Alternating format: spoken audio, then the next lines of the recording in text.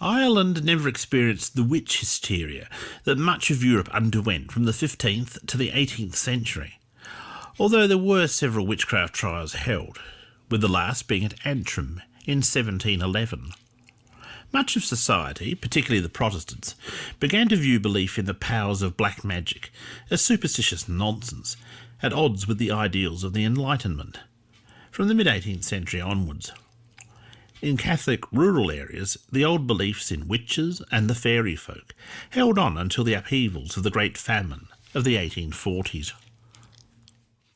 1 million people starved to death, and 1 million others fled overseas, out of a population of approximately 8.5 million, disrupting society irreparably.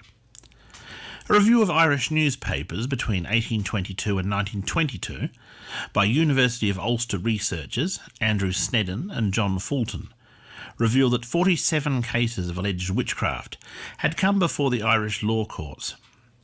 Of those accused of witchcraft, 35 were men, 26 were women, and 3 others were not recorded. Accusations included theft of butter by magical means, causing harm to others through magic and fortune-telling. While there were 12 convictions and fines, the majority of such cases were mocked as ridiculous by the newspapers, such as the report made in 1900 from Wicklow that a chicken cooking in an oven had been transformed by magic into a pig's head. Other incidents could not be treated so lightly. The murder of Bridget Cleary in 1895 by her husband Michael is usually said to have occurred because he believed his wife was a witch. However, this is not true.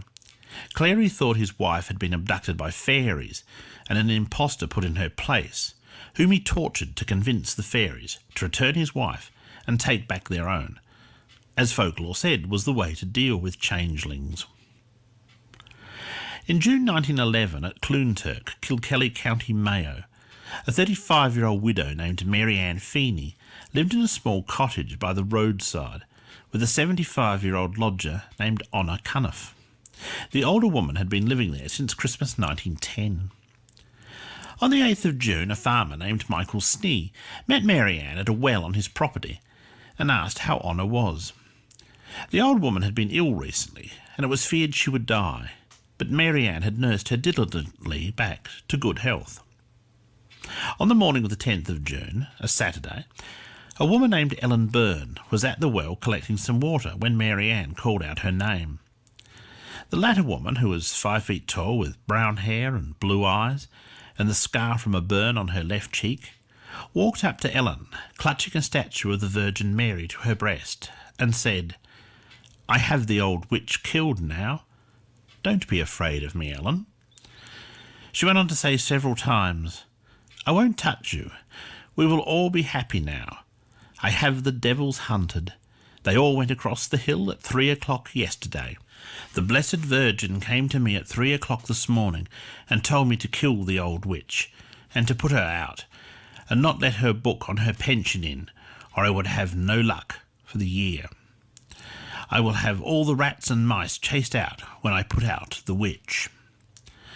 It appears Mary Ann had failed to convince Honor to move her bed outside to air while a Catholic Mass was said to sanctify the house, and additionally she believed that Honor's new pension book, which she was in the process of signing over to Mary Ann, would bring bad luck into the house if it was done before the Mass could be said.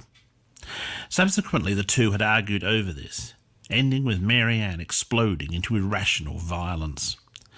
Mary Ann had used the statue of the Virgin Mary and the bolt from the door to viciously bludgeon the older woman about the head, leaving her naked on the floor for dead. Mary said she was going to see the police sergeant, but Ellen guided her to a neighbour's house, who, hearing what had occurred, suggested that Mary Ann go instead to the police barracks. Mary Ann agreed and returned to her own home to get a shawl and then go to the police. On the floor lay the unconscious body of Honor, still alive, but barely so. On the way to the police, she passed a man named Patrick Kilkenny, driving his grandmother, Margaret Lenihan, in a car to the town of Knock. She said to them, "I got the power at 3 o'clock yesterday to banish all the devils away across the hills. I got power from the Blessed Virgin to kill her. She came to me at 3 o'clock yesterday and told me to kill her, or I would be plagued with rats and mice. I am going down for the sergeant."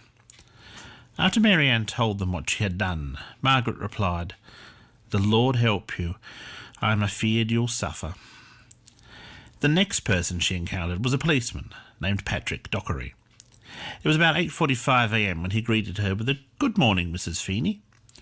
Her reply was, "I have almost killed old Honor. She is a witch.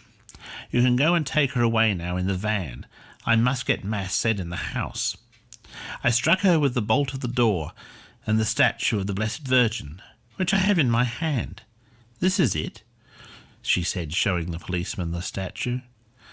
"She is lying on the floor in her blood. You can go and see her, the old witch."